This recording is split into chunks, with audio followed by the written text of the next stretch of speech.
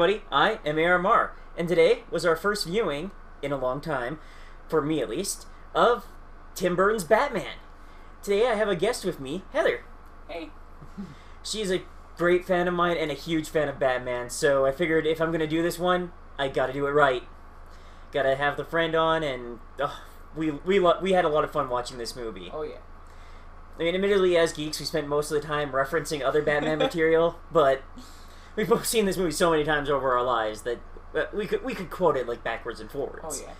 But, without meaning to. Oh, when you yeah. said that one line, it just... Oh, yeah, I forgot that was an actual line. Yeah, that's one of the best parts about it, is that you get so ingrained... These movies are so ingrained into our culture that, like, yeah, you get used to them. Though there was a lot of stuff I didn't remember, or that I was a little shocked to see how different it was from how I remembered. I mean, I remember this movie being, like, so non-violent, like, being a very good Batman one, where he wasn't violent, where he wasn't, like, killing people. And then we're watching it, and it's like, wait, he just shot that guy. Yeah, all those goons are totally dead. Yeah, he blows up a factory with a shit ton of goons in it. He throws a guy down the entire, like, What is that? church. Yeah, the church Like, yeah. spire or whatever it is. There's, like, so many layers to it, and they just drops the guy down. It's like he's not dead. even an attempt to, like, to secure the guy's foot with a line or something like that, which is weird, because early in the movie, he hits a guy with, like, his grapple hook and then secures him and then leaves him hanging there perfectly alive, and I'm like, wait, why does this guy keep going between, it's cool, he just fell 100 stories, and I'm gonna save this guy from a 5-foot fall, he'll definitely survive. Yeah, it's like, oh, I can't break his leg, but that other guy, he's dead. Well, you know, breaking a leg would be cruel, whereas death is kind of final, and he doesn't suffer or something. I don't fucking know. You just forget that it's like, there are guns on his car, on his Batwing, just so many things that you forgot when you were little, and you're like watching now going, dang, he's not the comic no-kill Batman. This guy's killed a couple people. Yeah, he is, like, super violent. And at the end there, when he, like, lets Joker, like you were saying, he grapples him to the gargoyle, but not to save him, to let him fall, because at that point, he doesn't care. He wants to kill Joker, and it's like... And he knows this place is so crumbly that the gargoyle is going to snap off and just drop Joker. He knows that gargoyle is not going to carry his weight. Like, it's not good delusional there. No. I mean, this movie is one of my favorite Batman movies, though, regardless. Like, admittedly, I hate when these movies make him that much more violent in the name of gritty realism and whatnot. But it's still, this is one of my favorites. Michael Keaton is a great Batman. It's a very good one. And again, I'm biased. I kind of love Tim Burton stuff, so that's always one of my favorite Batman movies. Plus, Jack Nicholson is also a great actor, so you get him and Michael Keaton. It's just, like, really cool dynamic. Yeah. And the thing I love most about Michael Keaton's Batman, like, people are like, oh, he's not that great as a Bruce Wayne. No, I like his Bruce Wayne. He's kind of handsome, a little charming, but also, like, a little doofy and, like, not, like, he's not this perfect playboy that is just, like, super handsome and, like, perfect in every way. It's like, no, he kind of looks like a normal rich guy who kind of lucked into his money, and it hides a bit more that he's this guy who can do all this stuff, because everyone looks at him, they're like, oh, he's just a doughy rich boy. They don't realize that that's muscle under there. Yeah, like, especially you get the one scene where he's wandering around the party, and Alfred has to follow him because he keeps leaving shit places. Like, he puts a pen in a little bush, and Alfred's like, no, and he, like, leaves his glass in a very precarious place, and Alfred's like, no. And so she's like, yeah, to anyone else, he looks like a dumb rich boy who's so used to his butler following him around and picking up his stuff that he doesn't even think about where he's putting it. He's just like, what else? This works. And I also love, like, as much as Batman Begins and Dark Knight can be kind of fun, I hate the Batman voice. Swear to me. What did you say? I asked you where your boss was.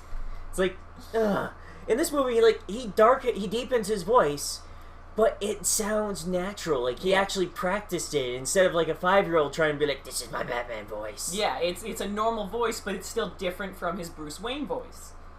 So it's really nice. It reminds me of the animated series, those times when, like, the voice actors switch smoothly between this is my Batman voice and this bright, cheery Bruce Wayne voice. Like, you're, like, watching it and you're like, that's so weird to hear Bruce Wayne coming out of Batman while in costume.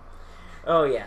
And, like, the same thing would have happened here if he had ever used his Bruce Wayne voice in the Batman costume. I would have been like, what? that don't sound right, dude. No. I do have some problems with this, like Jack Oh. Napier becoming the Joker, and then also being the guy who killed his parents. And This is really convenient. I'm sorry to do it, but yeah, it's convenient for the narrative and it wraps things up. But part of what I love about how Batman is written most of the time is that he never does get closure for his parents' death, it's kind of what keeps him going. So and it kind of helps that like it helps nail down that not all crime is like. He's lucky when he gets a supervillain to like predict and fight, because not most crime is just random. It helps nail down the idea that anybody could be a victim, etc. Like, instead, it's just kind of this like, oh well, like, or one thing like the recent comics, they keep making his parents' death some part of some conspiracy. oh It's yeah, like no, it was a random act that made him realize how chaotic and like destructive the world really is. yeah, how the world can be cruel for no reason, But then, like, giving it a reason like this or giving him closure kind of... It removes that lesson from his life. and it feels kind of forced in some ways. Like, again, you were Yeah. saying the repeated quote, the ever dance with the devil in the pale moonlight. You feel like they're trying to say, see? He said it now and he said it then. That means that he's the guy who killed his parents. I'm like, it just doesn't feel like something Joker would say all the time, and he doesn't. And he says, like, I say it to all my prey. And it's like, there's at least 2 or 3 guys you've killed during the movie where you did not say it. Like, the Joy Buzzer guy, I'm like, okay, I'll give you that one. Because it was improv, but Like, when he goes to kill the former gang boss, he doesn't say that. He just shoots him. mm-hmm. And Bob, when he finally, kills Bob, which made me sad, but he doesn't say anything. He just asks him for a gun and bam! Oh, you're gone now. He doesn't say it to everybody. And I guess you could argue who's his prey, but you'd feel like everyone would be his prey. So Pretty much. And the one thing I gotta say they did really great with both him before and after the Joker transformation is he doesn't seem to... like, some of his characterization was spot on. Like, with the gangster's wife. mm-hmm. Like, he didn't care about her beyond screwing with his boss. yeah. And he, in fact, didn't seem to think it would be something that would get him consequence. He's like, why are you getting mad about some chick? Like, he doesn't think she matters. And the thing is, like, you can tell he has no desire for her. Like, before he gets transformed, she's, like, all over him, and he's just like, that's nice, you're bothering me. Yeah, he like, brushes yeah, off little contacts. He doesn't care. And that's one thing I've, like, always said about the Joker. It's like, he doesn't care about that kind of stuff. Like, he's just kind of like... Well, it's like when Harley throws herself at him in the cartoons or in the comics. Yeah. He likes the power over someone else, but he doesn't give a shit about any of the other stuff. No, he doesn't want a relationship. He wants control of a person. So, it's kind of neat to see that even in this movie. Yeah, especially since that was so long ago. And it's like, Mm-hmm. it's a theme that's apparently been throughout his character for a long time, and I love that. Yeah, and it's that's a nice thing about this movie is there's a lot of moments where you go, that's a very Joker thing to do. Like the Mm-hmm. punching the TV and shooting the TV is just so Joker because it's just like, why? You needed that TV for later, but he's like, nah, screw it. I don't I'll want get it. another one. Yeah. It made him angry, so he took it out. It also felt like a bit of a, like, Elvis reference in a way. Like, Elvis, like, you know, one of the legends about him was that he used to, like, shoot his TVs. It's like, okay. It's kind of this weird, like Joker Elvis moment. And I've seen pictures of the Joker as Elvis, so it works for me. What else can I say about this movie? I mean, it is kind of obvious sometimes how the fight choreography was restricted by the Batsuit of the time. Yeah, just some of the Batman punch, but it works because then he wouldn't have to turn and do stuff like that, or like when the flippy guys comes at him and he just like one He just shots does them. like a high kick, and it's like Done. impressive flexibility, Bruce. Yeah, but yeah, you don't see a lot of his other movements, so they try not to accentuate what he can't do. Yeah, and I love how Vicky Vale is done in this movie. Mm-hmm. Like, she's smart, she's pretty, her outfits are great. They got the balance between, like, I think you were saying earlier, between, like, work and feminine, and, like, Still she being knows covered, how to dress but for the still being situation. Like, yeah. yeah, like because she'll be completely covered. Like one time she's wearing like a turtleneck almost, but it's like a dress, so it's still sexy, but it's still covered and it's nice. Like, she knows how she likes to look and how she likes to dress, and she controls it. It's great. Mm-hmm. And again, just like her personality too. As much as she has those damsel moments, they're almost excusable because you understand that she's smart enough to know when she can and can't do stuff. Like she can't fight Joker because he's nuts. So she just bides her time, and when she sees that she can help Batman, that's when she does something. Exactly. Like, there's a different, like, it almost would have been more annoying if during that final dance scene she was constantly struggling and being like, no, Yeah. and then, like, constantly being overpowered by the Joker, and then suddenly she's in control. It's like, no. She's just sort of hanging limp and biding her time. She knows anything she does is likely to piss him off. And get her killed. Because he's been pulling out guns, like, out of nowhere, and she sees that one is fake, but she knows one isn't, so she just doesn't know what he could do. It's that fear that comes with the unpredictability, and it is palpable in the way she's acting. Yeah. I mean, added to the fact that they just walked up how many flights of stairs, when we see earlier that Joker as Jack has done crazy stairs and doesn't faze him, but she complained about stairs earlier, so it kind of makes sense that she's so wiped after being dragged up so many flights of stairs. At the speed they were going too, I mean, damn. Yeah, what were you saying about that actually being 10 minutes in movie, so it was kind of funny. There's a point where he calls for a chopper at the base of the church. He says, give me 10 minutes. It is actually 10 minutes of running time, exactly, before the chopper shows up. Like, precisely. I love that little touch.